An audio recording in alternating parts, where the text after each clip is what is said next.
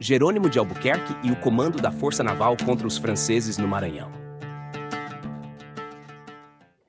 Este material analisa a trajetória de Jerônimo de Albuquerque, que liderou uma força naval para combater os franceses que se estabeleceram no Maranhão em 1612, sob o comando de Daniel de Latouche, senhor de La Ravadière. Albuquerque, nascido no Brasil em 1548, era filho de um português e da índia tupi Maria do Espírito Santo Arcoverde, batizada após o contato com os colonizadores. Seu pai, também chamado Jerônimo de Albuquerque, chegou ao Brasil em 1535 com sua irmã, que era esposa de Duarte Coelho, donatário da capitania de Pernambuco. Nesse contexto, Jerônimo pai apoiou o cunhado no estabelecimento das bases da capitania, fundando as cidades de Igaraçu e Olinda e atuando como capitão-mor após a morte de Duarte Coelho, em 1554. O jovem Jerônimo de Albuquerque, por sua vez, cresceu imerso nas duas culturas. Falava tanto português quanto tupi e compreendia bem os hábitos e costumes indígenas, além dos valores portugueses. Essa formação híbrida o tornaria um líder estratégico no enfrentamento de desafios que envolveram tanto a cristianização dos indígenas quanto a defesa militar contra invasores europeus. A influência de Jerônimo Albuquerque foi tamanha que, ao longo dos séculos, ele seria reconhecido como um dos pioneiros na ocupação do norte do Brasil.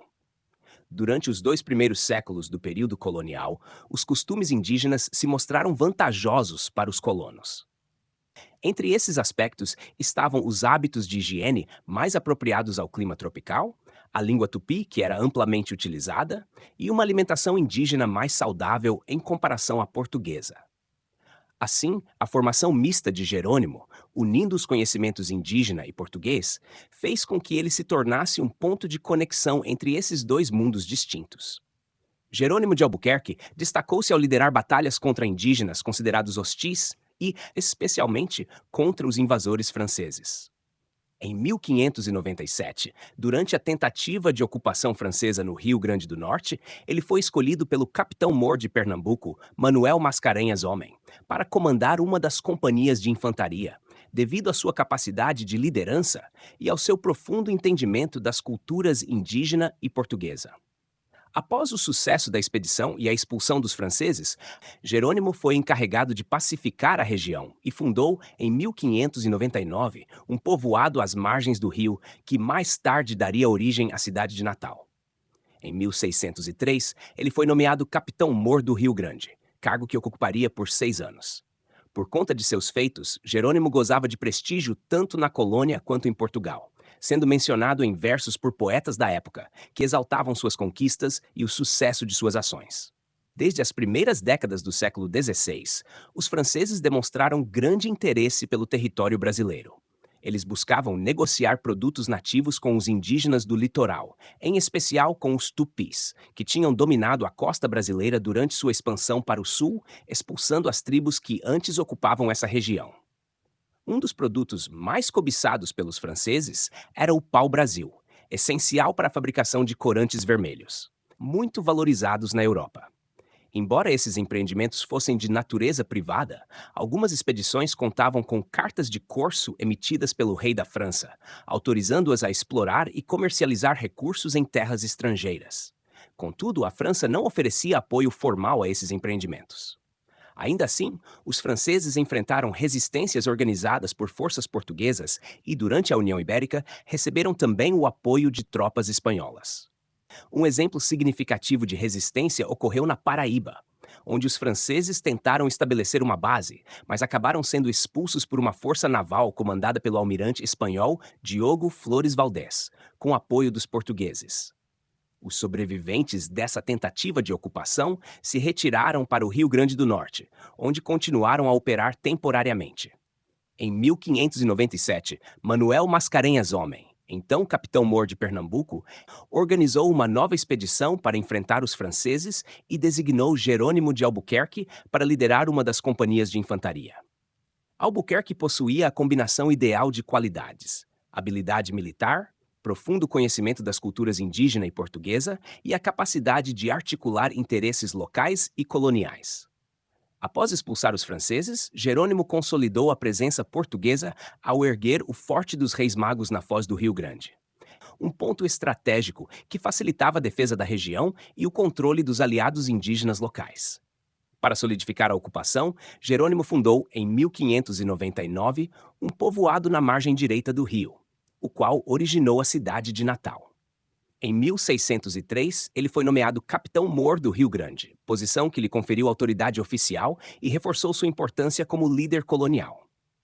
O prestígio que Jerônimo detinha não se limitava às suas realizações locais. Ele era também respeitado em Portugal, onde sua família, especialmente seu pai, era reconhecida como uma das pioneiras da colonização do Brasil. Enquanto Jerônimo assegurava a ocupação do Rio Grande, os franceses continuavam a explorar a costa norte do Brasil. Em 1594, Jacques Rifaud, um navegador francês com experiência na região, liderou uma expedição para o Maranhão. Já familiarizado com as lideranças indígenas e com a geografia local, ele incentivou os franceses a estabelecerem uma colônia permanente na região. Um dos membros dessa expedição, Charles de Vaux, ao retornar à França, divulgou as oportunidades que o Maranhão oferecia para a colonização e a importância de manter relações pacíficas com os indígenas, receptivos à evangelização. Essas informações chegaram ao conhecimento do rei Henrique IV, que instruiu Daniel de Latouche, senhor de La Ravardère, a liderar uma expedição exploratória ao Maranhão. No entanto, com a morte do rei em 1610, o trono passou para seu filho, Luís XIII, sob a regência de Maria de Médici, que inicialmente demonstrou pouca disposição para apoiar o projeto. Apesar disso, La Ravardère persuadiu a regente, destacando que o Maranhão poderia servir como ponto estratégico para interceptar navios espanhóis carregados de metais preciosos. A expedição de La Ravardère partiu da Bretanha em 1612, com 3 navios. Os líderes da missão incluíam François de Razilly e Charles de Vaux, e entre os tripulantes estava o indígena Jacopo, que retornava ao Brasil após uma apresentação na corte francesa. O grupo contava também com missionários capuchinhos, que registrariam suas impressões sobre o Brasil mais tarde. Ao chegar ao Maranhão em julho de 1612, a expedição imediatamente começou a construir um forte, batizado de São Luís, em homenagem ao rei da França. Esse novo assentamento se tornaria conhecido como França Equinocial, representando uma tentativa de estabelecimento definitivo na costa norte brasileira. Em resposta à presença francesa, o rei Felipe III da Espanha, que também governava Portugal durante a União Ibérica, ordenou medidas para assegurar o controle português no Maranhão. Em 1613, o novo governador-geral do Brasil, Gaspar de Souza, foi incumbido de organizar uma expedição militar para desalojar os franceses. Gaspar transferiu sua base para Olinda, no intuito de monitorar de perto o teatro de operações no norte do país. Ele selecionou Jerônimo de Albuquerque para liderar essa força expedicionária, tornando o primeiro brasileiro a comandar uma força naval em uma missão militar oficial na América Portuguesa. A expedição de Jerônimo de Albuquerque foi composta por cerca de 100 homens e uma flotilha de 3 a 4 embarcações, conhecidas como caravelões. Esses navios típicos da costa brasileira eram semelhantes aos grandes saveiros construídos na Bahia, embarcações artesanais que seguiam métodos e unidades de medida tradicionais da construção naval portuguesa dos séculos XVI e XVII. Em junho de 1613, Jerônimo de Albuquerque partiu do Recife, acompanhado de seu filho, Antônio de Albuquerque, que liderava uma companhia com 50 homens. No caminho, passaram pelo Ceará, onde recrutaram o capitão Martim Soares Moreno, que havia estabelecido um forte no local. A força naval ancorou no rio Camucim, escolhido como base das operações. De lá, Albuquerque ordenou que Martim Soares realizasse um reconhecimento na região, destruindo alguns redutos franceses e trazendo informações essenciais sobre as defesas do inimigo. Devido às condições adversas, Martim Soares não conseguiu retornar diretamente a Camucim e teve que desviar para as Antilhas, chegando à Espanha em abril de 1614. Com a ausência de Martim Soares, Jerônimo de Albuquerque decidiu deslocar sua base de operações para o Buraco de Tartaruga, local atualmente conhecido como Jericoacoara. Lá, ele estabeleceu uma pequena fortificação, chamada Nossa Senhora do Rosário, para defender a posição e manter a presença portuguesa. Devido à escassez de alimentos, Albuquerque retornou por terra para Pernambuco, deixando cerca de 40 soldados sob o comando de seu sobrinho, Gregório Cardoso de Albuquerque, para guarnecer o forte. Em 25 de maio, Jerônimo recebeu reforços em Recife com a chegada de Diogo de Campos Moreno, tio de Martins Soares Moreno, trazendo aproximadamente 100 homens. No mês seguinte, em Olinda, o governador Gaspar de Souza nomeou oficialmente Jerônimo de Albuquerque como capitão da conquista e descobrimento das terras do Maranhão. Em seguida, Albuquerque partiu para o Rio Grande do Norte para reunir guerreiros indígenas flecheiros, aliados que conheciam o terreno e seriam fundamentais para a campanha. A expedição continuou e, em 5 de setembro de 1614, Jerônimo de Albuquerque e suas forças se colocaram em marcha, desta vez com um número maior de soldados portugueses e guerreiros indígenas. Ao chegar ao Ceará, Albuquerque optou por dividir a expedição. Ele seguiria por terra com os índios, que não estavam acostumados a viagens prolongadas pelo mar, enquanto os navios prosseguiam até o Forte Nossa Senhora do Amparo. As duas colunas se reencontraram na Foz do Pará-Mirim, de onde seguiram juntas até a fortificação de Nossa Senhora do Rosário. Antes de avançarem contra os franceses, Jerônimo ordenou um novo reconhecimento da área. Em 26 de outubro de 1614, a flotilha portuguesa entrou na Baía de São José e estabeleceu um ponto de apoio em Guaxenduba, próximo à foz do rio Munim. Ali, construíram o Forte Santa Maria de Guaxenduba, que serviria de base para as operações contra os franceses. Em novembro, La Ravardire, percebendo a ameaça representada pela presença portuguesa, reuniu cerca de 200 soldados franceses e 1.500 guerreiros indígenas para atacar o Forte de Santa Maria. Segundo relatos da época, o ataque foi minuciosamente planejado. 2 contingentes franceses, comandados por Dupras e Peziot, desembarcariam sob a cobertura de artilharia, enquanto La Ravardire, com apoio dos indígenas, liderados por Charles de Vaux, avançaria pela retaguarda. Os portugueses, no entanto, anteciparam-se ao plano francês, lançando um ataque surpresa contra os invasores antes que pudessem se organizar. A tentativa de desembarque foi repelida, resultando na morte de Peziot e na perda de diversos soldados, marinheiros e colonos franceses, incluindo figuras importantes como Latouche de Cavannes, irmão de La Ravardire, e Saint-Gy. Após a derrota, La Ravardire solicitou um armistício de 1 ano, que foi aceito e comunicado às coroas da França e de Portugal.